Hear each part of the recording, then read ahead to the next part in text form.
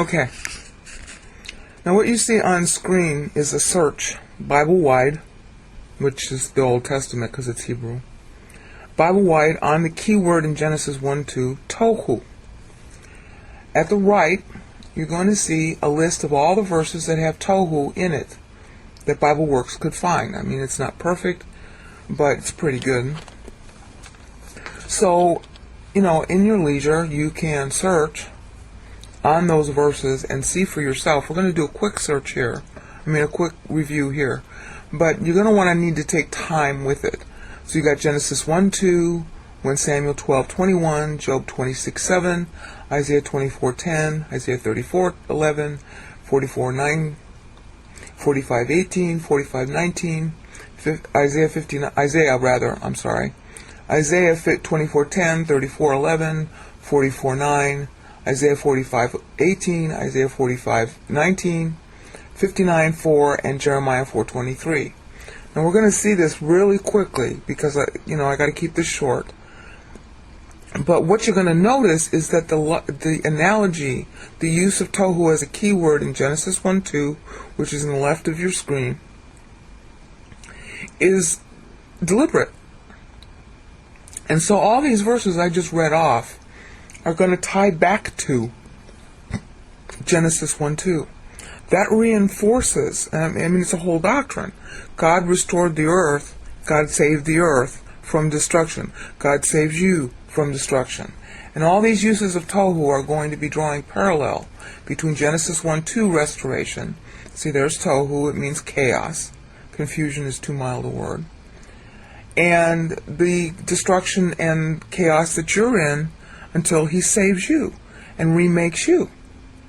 Restoral, resurrections, all those, theoretical ideas tie in here. So there's no doubt that Genesis is talking about restoration. So the only excuse, you can't even make an excuse why Christians don't know. Why, for, 2,000 years, have Christians routinely, and the Jews before them, treated Genesis as the account of the initial creation of the earth? It's bullshit. Sorry. Sometimes a swear word is important. And here it is. Because you can search on this. Now, they couldn't do as good a job of searching as we can, so you can cut them some slack for not knowing. Because, I did this search in less than 10 seconds. Alright, I know the answer in less than 10 seconds. It would have taken them months or even years to do the search that you see on screen. But 2,000 years is too long not to know. Okay? In 2,000 years, we should have transmitted this information instead of transmitting a lie. But man loves a lie. Okay, so now let's go through. We got Genesis 1:2, and now we're going to do, and the cursor's going to be, it's going to be a little bit slow to operate now because of the recording. The whole screen is being recorded. Okay, now we're in Samuel 12:21. Alright, the word that's translated futile, you'll see in the lower left-hand screen. For this purpose, it's sometimes easier to use Strong's. You see the word tohu is there, used for futile. Alright, the other translations aren't much better. Futile isn't wrong, but it's too vague.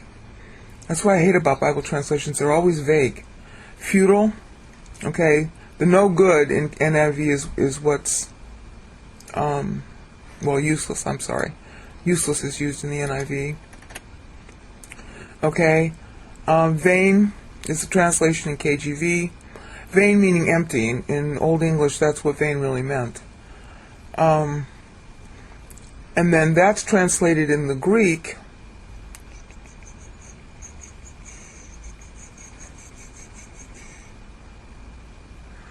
uthen.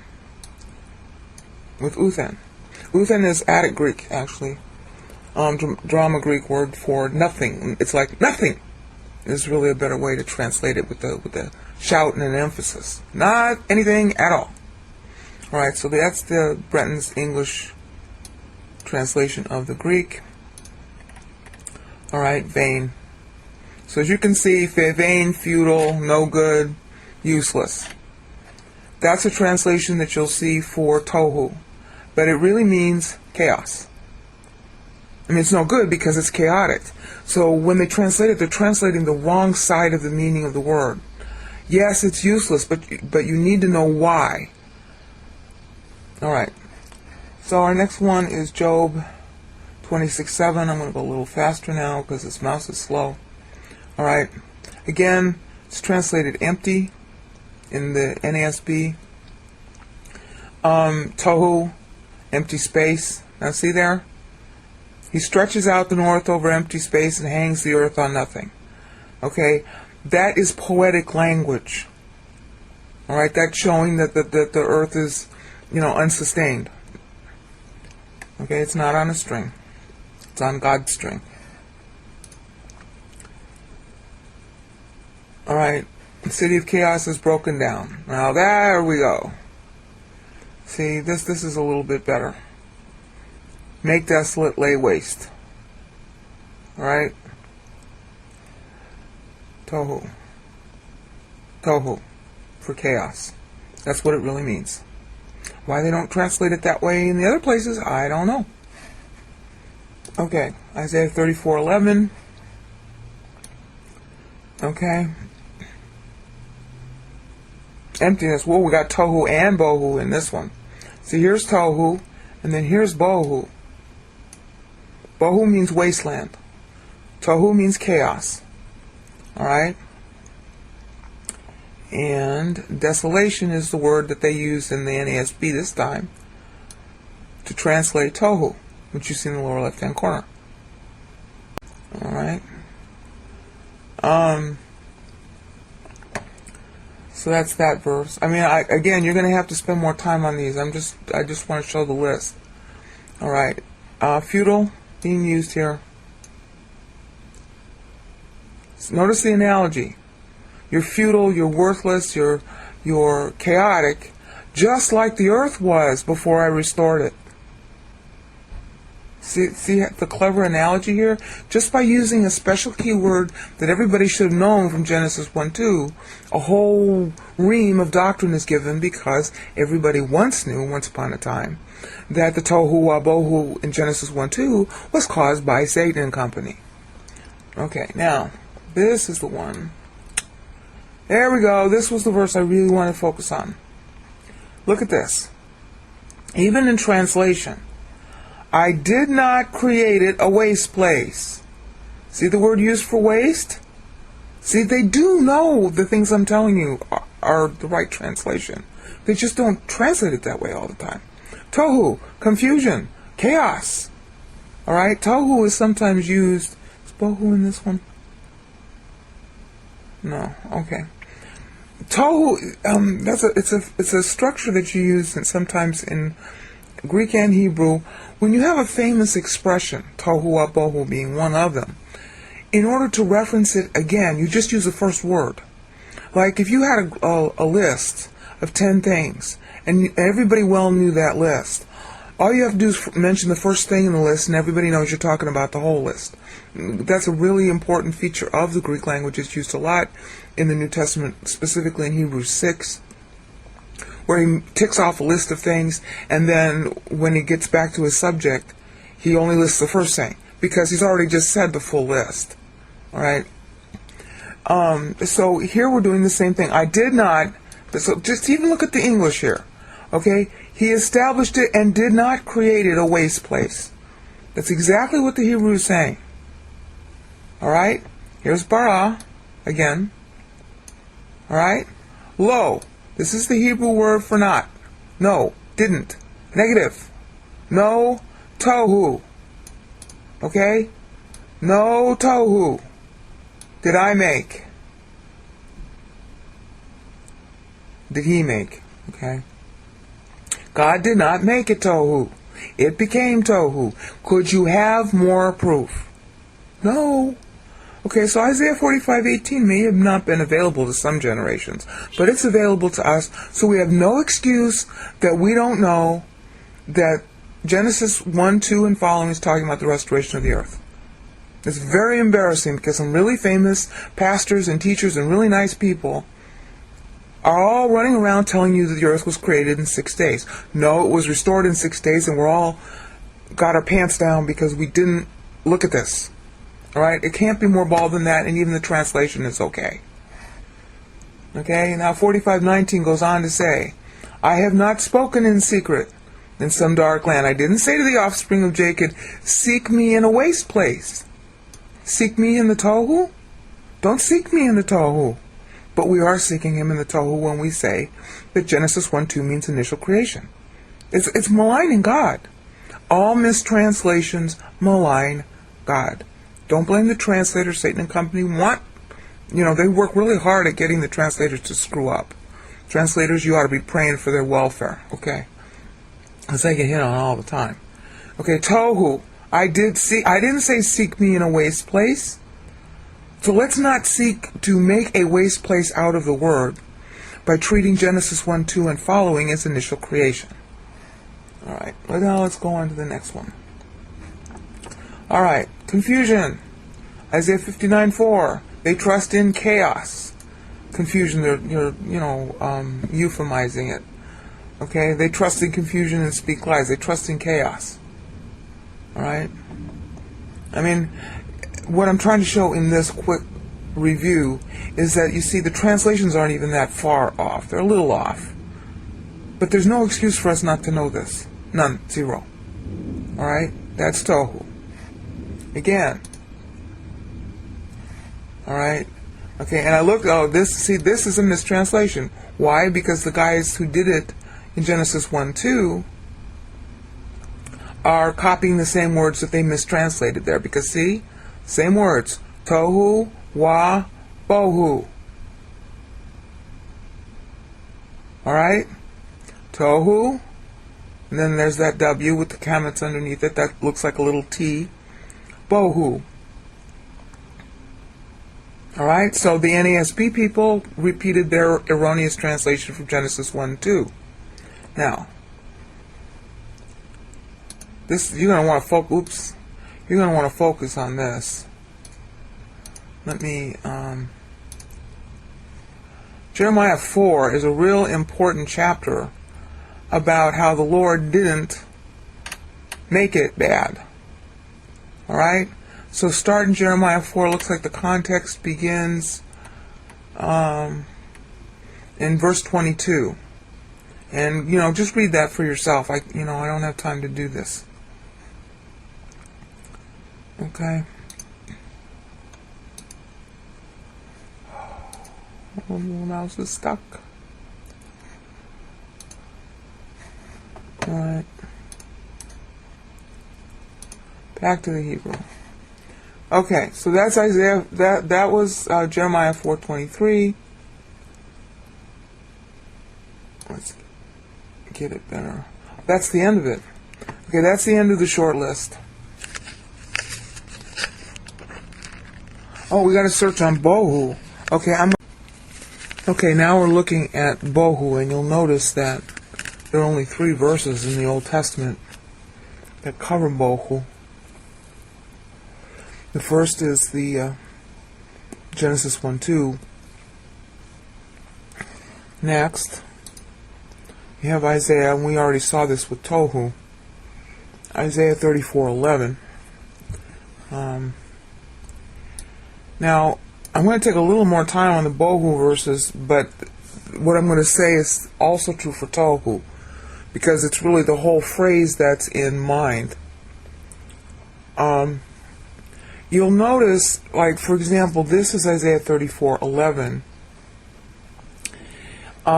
When you go to look at that in context, it is a prophecy about the desolation of Israel and the desolation of those who attack her.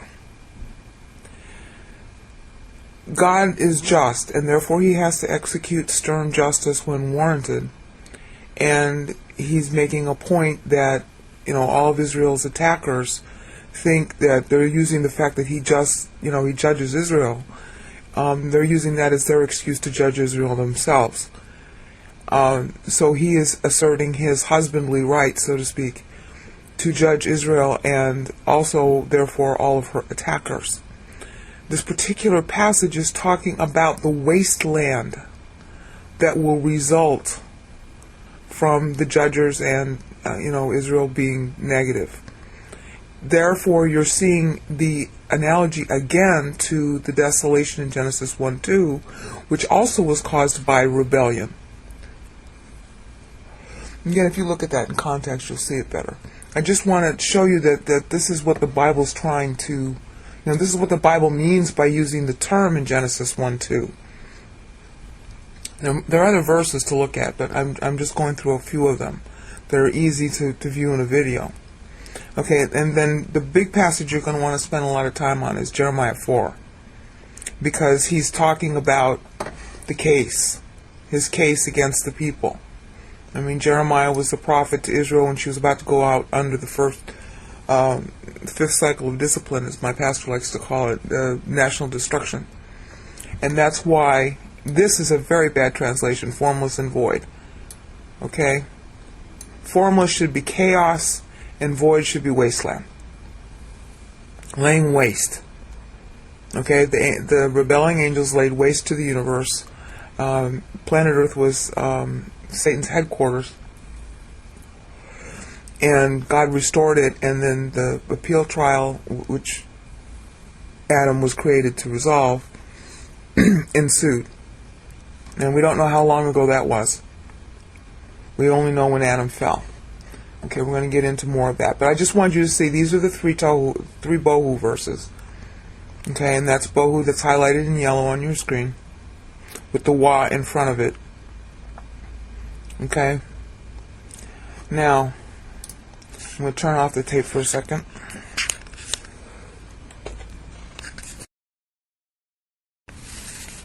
Okay, what I've done here is I've selected just the NASB translation of Isaiah 45, beginning at verse 4. I'm going to give you a little time to read it and make a couple of comments to show you how God's making an analogy to Genesis 1:2.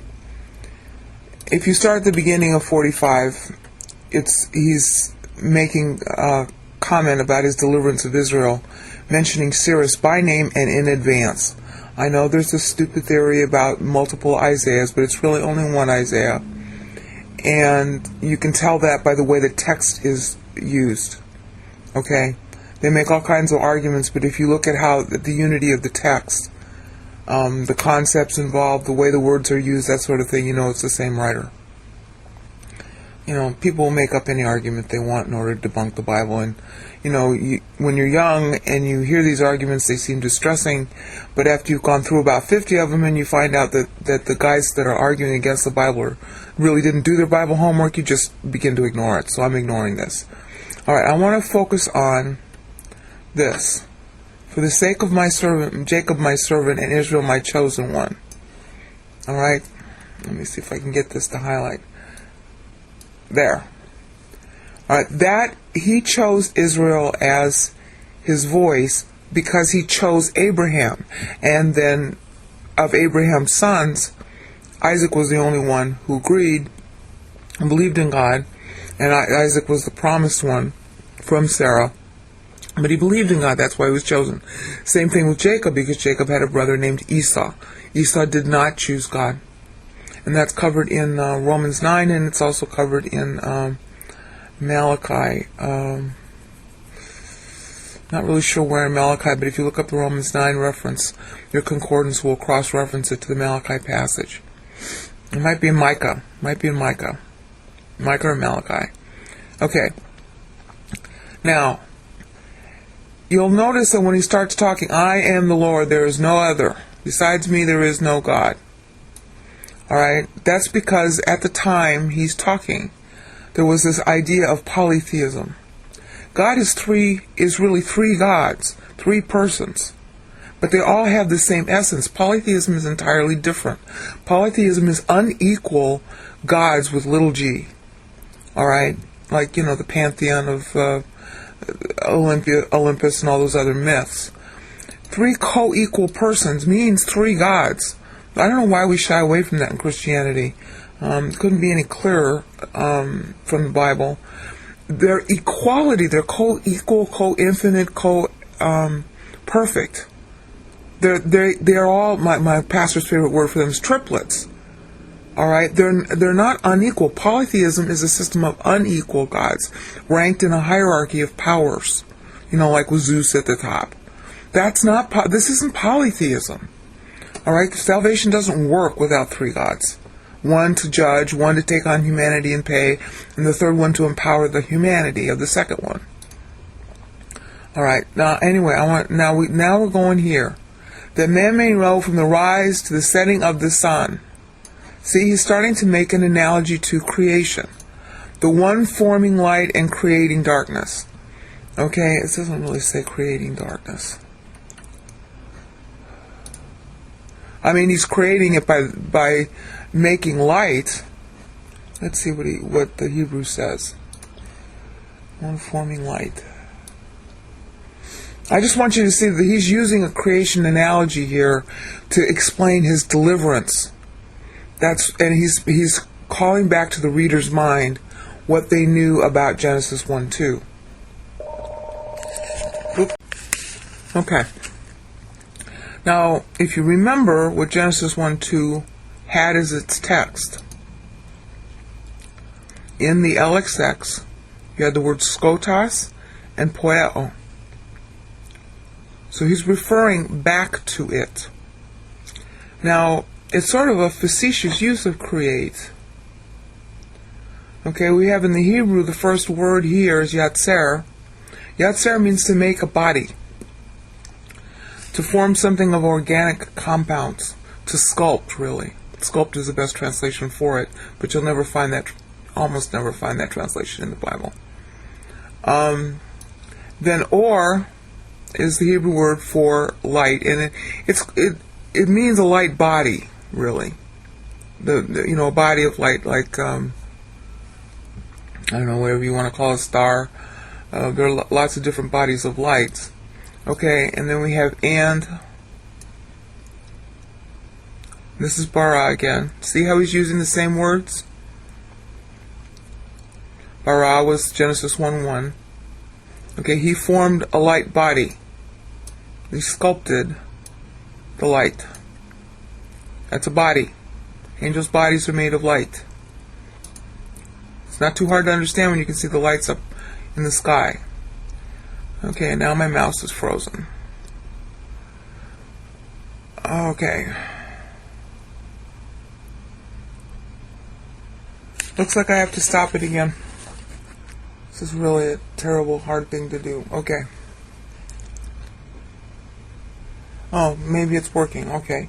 Let's see if we can get... Nope, it's frozen.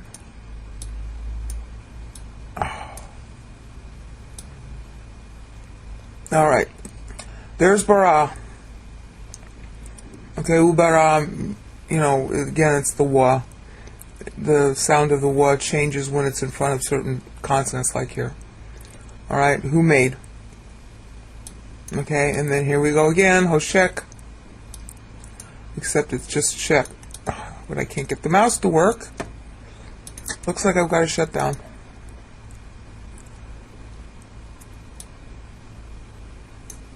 There's shek. Hashek. Hashek. Hoshek. It's really better. Alright. But the point I'm trying to make here is you can see that in Isaiah 45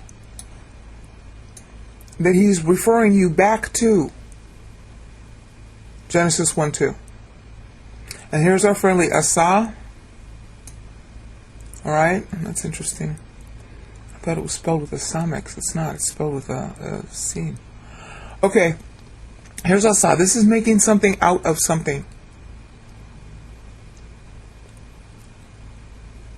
Now, God doesn't directly create darkness, he creates light.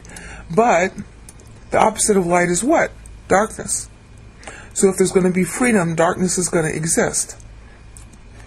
Now, this particular passage is very kind of mistranslated.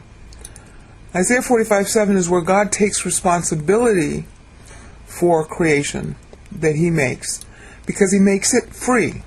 If you have light, that's or. Let me see if I can just focus on through the KJV.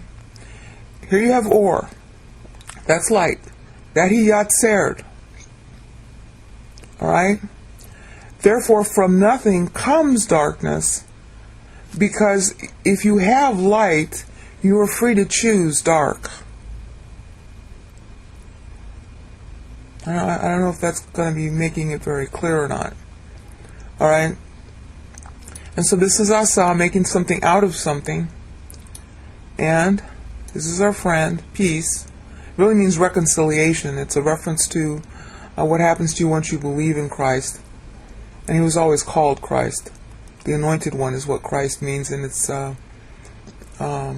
Messiah in Hebrew. Alright. Here we got bara again. We have it here. And we have it here. This is God taking responsibility. And what is he taking responsibility for? Right here. Evil. Now, when my pastor exegeted this verse to explain Genesis, it was part of what he went through. Ra'ah means evil. And you'll notice that the spelling is pretty much, similar. Whether it's the verb or the noun, and you can tell in context sometimes, like here. This word right here that's highlighted means the evil one. Satan was not initially created evil, obviously. But in the sense God is creating darkness when he knows in advance that by creating Satan, his initial name was Hillel ben Shachar. And that's in Isaiah 14, 13, and 14. That he is going to bring on evil. He could have chosen not to create. He could have chosen not to create Hitler. So God's taking responsibility for creating freedom. And he foreknows who's going to do what. And the big choice is, am I going to do it anyway? Now, Calvinists have a problem with that, and they say, oh, no, God doesn't look at his foreknowledge before he elects you. No, he does look at his foreknowledge.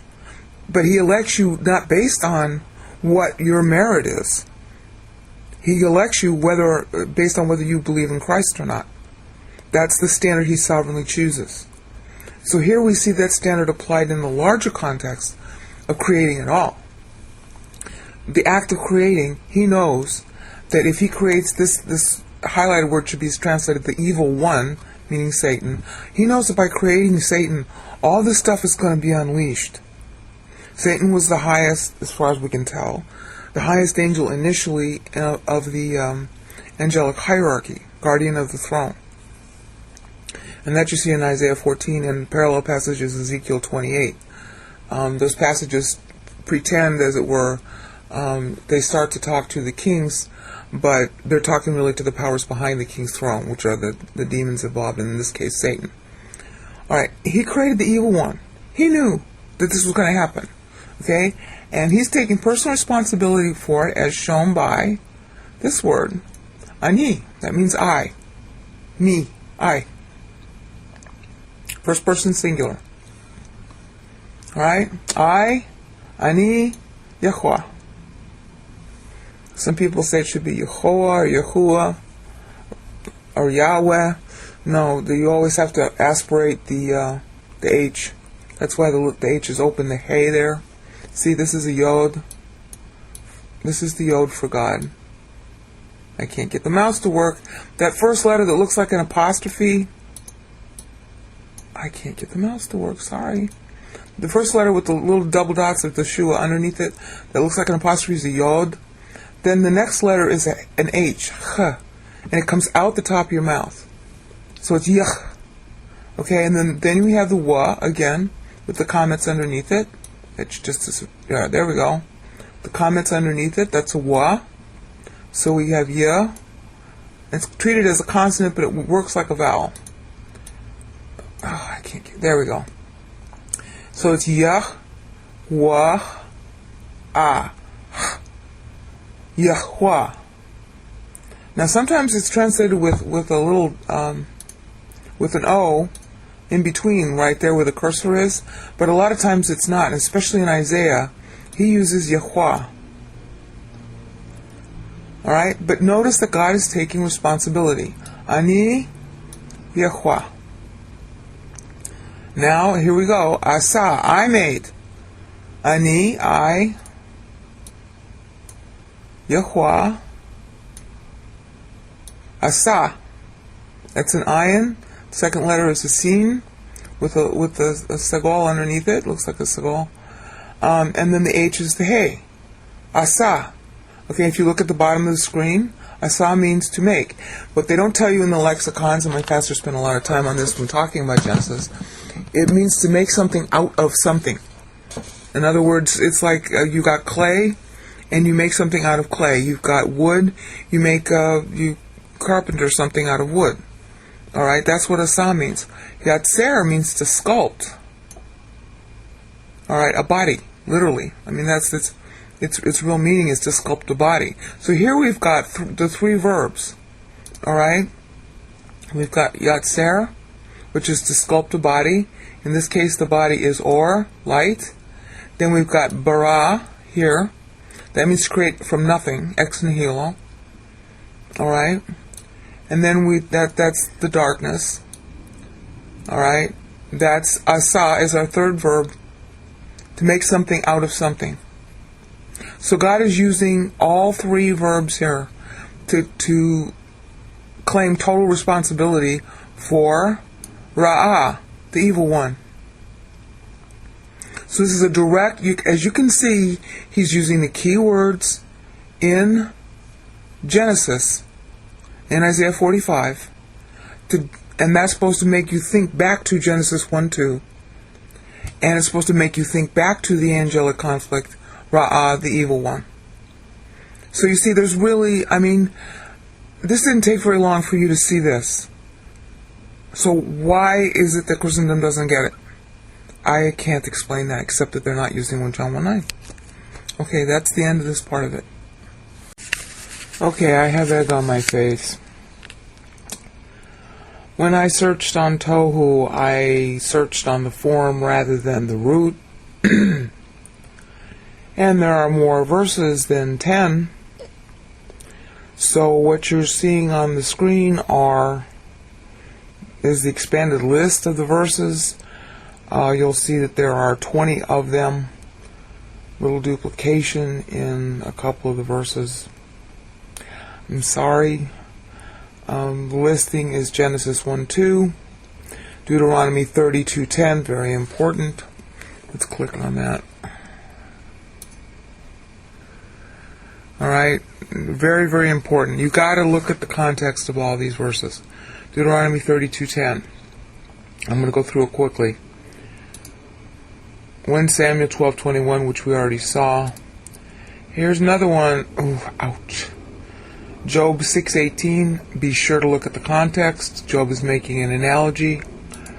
Job 12:24, which I believe we saw. No, we didn't see that one. Job 26:7, which we did see.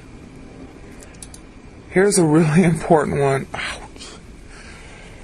This is all analogy to rebellion, guys. Okay, it is not possible to think that Genesis 1:2 means anything but a change of status. Psalm 107:40. Be sure to look at the context. Again, it's an analogy to rebellion. Isaiah 24:10, which we saw in the earlier video. Here's another one, Isaiah 29:21. Again, you're looking at God restoring or making good on or executing judgment on rebellion. Isaiah 29:21. Isaiah 34:11 we saw.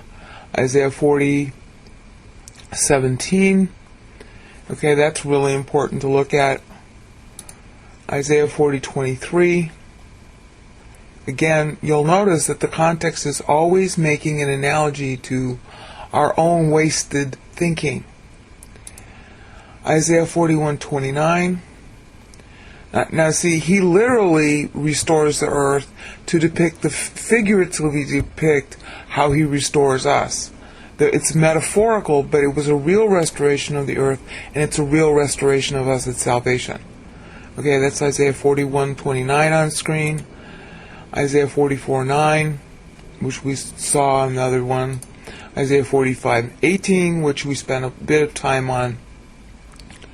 Isaiah 45:19, which we spent a bit of time on. Isaiah 49:4, Again, you've got to look at the context. You'll have no doubt after you get done. Isaiah 59:4, see? Justice issue. Trial. Just like in Genesis 1:2, it was a trial. That's what ended the... that's why I restored it, because the trial finished. And now we're in the appeal trial, as my pastor likes to call it. And then the really important Jeremiah 4. Jeremiah 4 and Isaiah 45 are two chapters on this whole analogy. It is literal in the sense that there's a literal restoration of the earth. There is a literal restoration of you. But there is a metaphor between the restoration of the earth and the restoration of you being made in Genesis 1:2, because it too was a literal destruction, just as you are literally destroyed by sin.